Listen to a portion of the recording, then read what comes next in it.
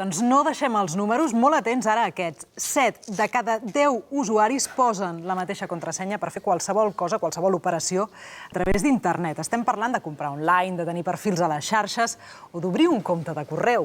I ja us avancem que si sou d'aquests, no ho esteu fent bé. Les contrasenyes s'han convertit en un autèntic malson perquè o bé tenim la mateixa per tot, cosa que ja us diem que és molt perillosa, o en tenim tantes que no les recordem. Bruno Pérez, bona tarda. Molt bona tarda. Les contrasenyes haurien de ser com això que tens aquí a sobre, com les claus de casa, no perdre-les mai de vista? Sí, efectivament. Aviam, avui et porto les claus de casa i si mires tu les claus de casa veuràs que les claus són diferents. Que tu no tens una sola clau que obre tot? O sí? No has de tenir una clau que obre tot, no? Fixa't bé que segons el que guarda cada clau, hi ha una clau més senzilla, hi ha una clau d'aquestes de porta blindada. Doncs segons el contingut que tinguis tu dintre de casa, doncs aquesta clau obre una porta o no obre una altra. Doncs el mateix han de ser les contrasenyes. Segons el tipus de contingut que sigui, té que ser una contrasenya molt més forta, una contrasenya que només la facis servir tu, no pot ser una contrasenya que la posis a qualsevol portal xinutxano que te vols comprar 4 coses, ha de ser totalment en proporció al tipus d'informació que guardi aquesta contrasenya. Escolta, i per què les perdem sempre, les contrasenyes? Ens passem la vida recuperant contrasenyes i tornant-les a perdre i no? Sí. Aquella lletania. Sí, cert. Aviam, perquè això va molt ràpid. Ningú te va explicar que quan tu creaves una compte de correu electrònic semblava que seria per tu rebre els teus correus, etc. Però ningú et va explicar el tema de l'espam. Tampoc et van explicar que la teva compte de correu electrònic resulta que és el còdig d'accés per poder accedir a una pàgina. Fixa't bé, nombre d'usuari, la meva compte de correu electrònic. I és perillosíssim perquè que tu a les claus no poses carrer del Pi 33, que no li poses l'adreça?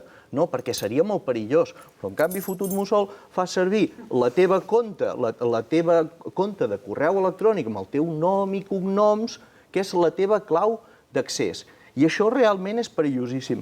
Jo he demanat els vostres correus electrònics personals i, com podeu imaginar, no me'ls han donat.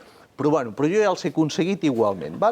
I he començat... Res que no aconsegueixis, Bruno? I això fa moltíssima por. A més, cada vegada que vens ens poses la por al cos. No, no és qüestió de posar por, és qüestió d'avisar-vos, de dir, aviam, pel sol fet de tenir els correus electrònics, el que he fet ha sigut mirar les vostres vulnerabilitats. Avui t'he deixat tranquil·la, a tu. A tu no, perquè te tinc mania, i avui ha sigut el primer dia que t'he agafat. El que he fet ha sigut, simplement he consultat a les bases de dades que es venen a la dark web, si els vostres correus electrònics... A la dark web. Què és això? És el mercadillo, són els barrios bajos, pensa que hi ha l'internet i llavors hi ha el que es diu la dark web, que aquí és on hi ha les màfies, és on es trafica justament, estem a l'era de l'extracció de les dades i aquestes dades es venen. Però en aquest rastro, en aquesta mena de rastro, què es ven nostre allà? Quin tipus d'informació? Mira, es venen les contrasenyes, es ven tota la... Però com es venen? És a dir, hi ha gent que paga? Sí, clar, i ara mateix hi havia, no sé si eren 300 milions de contrasenyes, de noms d'usuari i contrasenyes, i estan costant $49. O sigui, no us estic parlant de bestieses.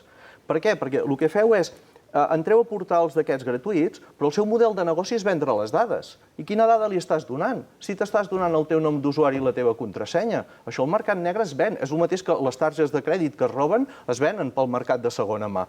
Doncs aquí mirant el mercadillo negre, en les personals de vosaltres dos... Qui són vosaltres dos? La Marta i l'Edgar? Estan al mercadillo, les nostres... Sí, estan en el mercadillo. Què vol dir això? Des de l'any 2019, si no l'has canviat, la teva contrasenya està en el mercadillo. I cotitza bé? La del meu compte de correu electrònic. I la del banc? No cotitza gaire, 40 euros. Per això, és importantíssim, no, és molt important de fer aquest canvi de contrasenyes cada X temps. Cada X temps quan és? Jo, per exemple, per protocol hauria de fer-ho un cop al mes, a mi. Un usuari normal d'estar per casa, mínim un cop a l'any. Mínim has de canviar aquesta contrasenya. Però atenció, no és canviar una contrasenya, que és la que faré servir per tot arreu, sinó que has de canviar aquestes contrasenyes. I n'has de tenir una de molt forta, que és la que tindràs en la teva compte de correu electrònic. Però un correu electrònic que només faràs tu per comunicacions. Però aquesta compte de correu electrònic no la faràs servir per accés a les xarxes socials, sinó que has de tenir una compte de correu electrònic justament per aquestes xarxes socials, amb un altre tipus de password.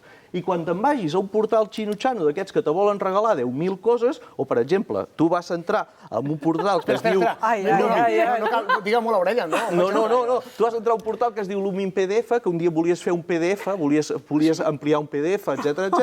Aquest portal va donar la teva contrasenya i arrel d'aquest portal, fiu, ja te l'he agafat. Doncs per això has de tenir un altre compte de correu electrònic amb un password que si te'l agafen, guaita, total, que he fet servir això. I tu els hi podries demostrar a aquesta gent que tens les seves contrasenyes? És a dir, dient com comença o com acaba? A veure... Això és veritat? Et deixo... No la revelis del tot. Això, mira, te puc ensenyar-te les adreces de correus personals teves, te l'he ensenyada, tu l'has vista, sí? I ara encara jo te poso la teva. Pol, Bruno, quan ve... Però, Bruno, quan deies contrasenya forta, és allò de majúscules, minúscules, números i exclamacions, és això? Sí, el problema que hi ha és que justament els portals no han quedat d'acord i no tots tenen el mateix tamany i no tots t'ho permeten tot. Perquè tu dius, va, tinc una contrasenya forta, majúscules, minúscules i caràcters especials. I quan et dones d'alta en un altre servei, me caso en l'Espadrer, no li pots posar els símbols. Me caso en Dena, ja te'n fumo, no? Per això has d'estar fent-ho i canvia moltíssim. I també, quan fem servir aquests serveis, doncs no tenim la precaució de realment apuntar les coses com Déu mana o no fer servir serveis que ens ajudarien per guardar les contrasenyes. El suggeriment, Bruno, és que ho tinguem apuntat en un paper al costat de l'ordinador. No. Aviam, és com a mesura de dir, en el moment que tu la dones d'alta en calent, doncs apunta-la, fes-me el favor. Encara que sigui amb un paperot, però després destrueix-me'l, no me'l guardis. Home, no, però si el destruïm les perdem. No, però llavors ho has de guardar-ho a el que es diuen els gestors de contrasenyes, que són uns softwares especials. Però així també poden ser manipulats, aquests softwares. Tot pot ser manipulat i tot pot ser interceptat, però realment la gran diferència d'aquests softwares són, quan tu tens el navegador, et diu, escolta, vols que et guardi la contrasenya? I tu sí, que així és més ràpid i no ho haig de fer-ho. Però t'ho guarda en un lloc que no és segur. En canvi, el gestor de contrasenyes, sí, t'ho guarda en una base de dades realment encriptada o en el núvol. Marta, hem preguntat als nostres espectadors si són com nosaltres o ho fan bé i què ens han dit. Doncs mira, he de dir que d'una banda la majoria, és a dir, un 67%, sí que tenen més d'una contrasenya. No, qual cosa jo crec que el Bruno els aprovaria, ja ho veieu, en tenen diverses. Però un de cada 4 espectadors, de les persones que ens esteu veient, teniu una única contrasenya per als diferents serveis i comptes que teniu a internet. Aquí al Bruno us tocaria el crostó. I només hi ha un 7% de vosaltres, dels que ens esteu veient, que ho feu bé i que teniu una contrasenya per cadascun dels serveis i comptes que teniu a internet. Només un 7%, Bruno. Que sí, no, i encara és molt. Sí. Crec que això és per tu, Edgar. Ens està passant aquí els paperets amb les contrasenyes. No, sí, aquí és la conta que té, a més, que la té connectada a l'Strava i que no ha fet res durant el 2021, que t'estic vigilant. A veure, francament, la direcció d'e-mail és correcta. L'Strava me'l vaig baixar un cop fa 1000 anys i no el faig servir i no el tinc instal·lat al mòbil, per tant deu ser una cosa que només... Per això estàs a zero, I sí, i em posa, no has fet res. No has fet res vol dir esport. Exacte. Correctament. Té tota la raó del món, és a dir, l'Strava no l'he utilitzat des de fa... Explica'ns què és això de l'Strava, per qui no ho sàpiga. És una aplicació, és una app que utilitzen diversos esportistes o gent que li agrada l'esport perquè registra els teus entrenos i és molt fàcil de compartir rutes, etc. Però té raó, és a dir, no l'he fet servir, me la vaig descarregar perquè algú em va insistir i ja allà es va quedar. I això ho has sabut només mirant-li el seu compte de correu electrònic. Abans el Bruno deia que havíem de tenir gestors de contrasenyes per endreçar una mica tot això i no perdre'ns. Marta, què en sabem d'aquests gestors? Doncs els gestors de contrasenyes el que ens permeten és que amb una única contrasenya, només cal que memoritzem aquesta, doncs amb aquesta ja podem accedir a totes les contrasenyes que tinguem als diferents comptes d'internet. I a més ens donen un plus de seguretat. Però anem a fer un rànquing de les millors aplicacions que ens permeten gestionar contrasenyes perquè en prengueu nota i us en descarregueu una quan acabem de veure el programa. La primera de totes es diu OnePassword. Aquesta és una de les més recomanades, té molta fama entre els usuaris d'iOS, tot i que també la teniu disponible per Android, i com dèiem, ens permet guardar les claus del compte de Facebook, del compte de Google, del compte d'Instagram, i també les claus d'accés a les pàgines web, perquè sabem que hi ha pàgines web que quan entres et demanen un usuari i una contrasenya. Doncs també ens ho guarda. I de la mateixa manera, les dades de la targeta de crèdit. El gran avantatge és que la podem provar de forma gratuïta durant 30 dies Ara bé, després d'això ja passem a pagar 2,99 €. Què més ens pots dir, Bruno, d'aquesta aplicació del One Password? Quins avantatges té? Mira, One Password m'agrada perquè té un modo que es diu modo viaje. Hi ha molts de països que quan tu viatges, fiu, t'agafen les coses. Doncs hi ha un modo viaje que és totes les teves dades, totes les contrasenyes, desapareixen del dispositiu, es queden al núvol i quan surts d'aquest país xungo, doncs fum, et tornen una altra vegada. Per això One Password m'agrada pel modo viaje. En veiem una altra d'aquestes aplicacions que ens permeten gestionar les contrasenyes. Aquesta segona es diu LastPass. També la tenim disponible per iOS, per Android. Tenim una versió gratuïta i la versió gratuïta té bastants avantatges i diferents funcions i també hi ha una funció de pagament. Quins són els principals avantatges de LastPass, Bruno? Mira, LastPass m'agrada i l'aconsello als usuaris que estan tot el dia treballant amb ordinadors. Si estàs treballant davant de la pantalla i fas servir molt i molt el navegador, jo t'aconsello aquesta. A més, per defecte, et dona moltes opcions gratuïtes. Per què? Què té a veure amb que treballem tot el dia davant de l'ordinador? És de la manera que treballa, perquè realment en si és un component del navegador i te facilita moltíssim el fet de tu posar les contrasenyes. Jo, a la gent que es dedica a navegar molt en navegadors, no amb aplicacions, LastPass. Jo crec que nosaltres Sí, nosaltres i tothom que faci teletreball, eh? Exacte. Sí, francament. Però en tenim més d'aplicacions que ens permeten gestionar contrasenyes. La tercera que us presentem es diu Dashline. El gran avantatge que té és que és molt fàcil d'utilitzar, és molt intuïtiva. A iOS, Android, la tenim les dues opcions, tenim una més versió gratuïta, i la versió de pagament té una funció estrella, i és que ens permet canviar les contrasenyes dels diferents serveis de manera simultània. Això quin avantatge té, Bruno, que les puguem canviar totes de cop? Mira, l'avantatge és que si tu detectes a la dark web que la teva contrasenya està siguent, ja la saben, doncs automàticament tu li dius, nen, canvia-m'ho tot. Té una efectivitat de canvi d'un 80-90%. Què vol dir efectivitat de canvi? Una efectivitat que tu li dius, nen, canvia'm totes les contrasenyes. Hi haurà algun lloc que et dirà, aquesta no l'he pogut canviar. I tu ho has de fer-ho manualment. A mi de Dashline m'agrada molt l'interface, és molt intuïtiva, és molt agradable. Si no n'has tocat mai cap de la vida, aquest és un dels primers. Però m'agrada una opció que té, que és, quan et detecta que tens una wifi, et diu tu que les teves dades no van encriptades. Et posa una VPN, és un servei d'encriptació de la informació, te posa una VPN gratuïta perquè tu, si estàs fora de viatge o fora de casa, les teves dades passin encriptades. Per això m'agrada aquest Dashline. Doncs anem amb l'última, una altra aplicació que ens permet gestionar contrasenyes. Aquesta es diu Bitwarden. Com les altres, la tenim disponible per iOS, la tenim disponible per Android, i aquesta és una opció molt interessant per les persones a les que us agradi utilitzar aplicacions de codi obert. Però clar, quan sentim a parlar de codi obert, Bruno, no sé si això vol dir que és menys segura. No, tot el contrari. Quan és codi obert vol dir que el fabricant et dona com ha fet ell el programa perquè tu vegis on te va, on te no va la informació i realment què fa o què no fa. Perquè, esclar, els altres fabricants, imagina't, si jo fos una agència d'intel·ligència, donaria un servei de gratuït de que te guardo jo les contrasenyes i no cobro res, saps què t'ho vull dir? I en canvi les tinc. Per això, un open source, doncs el que t'ensenya és de dir, jo no faig ni trampa ni cartó. Bitwarden aquest està molt bé perquè, a més, tu pots guardar la informació, et diu, escolta, la vols guardar-la tu en el teu servidor, en el teu núvol privat o en el teu dispositiu, i tu dius, guaita, sí.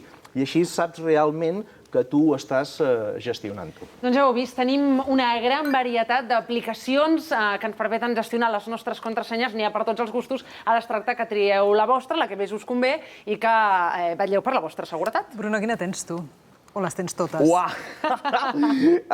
Aviam, em faig servir diverses i a vegades, doncs, a vegades faig servir sistemes analògics, perquè no me'n refio. Jo, la tecnologia, la privacitat, no me'n refio. Doncs a vegades faig servir sistemes analògics. Recordeu que hi ha una llibreta, hi ha un paper, i a més, en els bancs hi ha caixes de seguretat, que ara mateix la gent no té lingots d'or, però hi ha molta gent que té les relacions de contrasenyes. Bruno, i per què hauríem de tenir contrasenyes diferents per cada cosa que fem, tant si és professional, personal? Per què?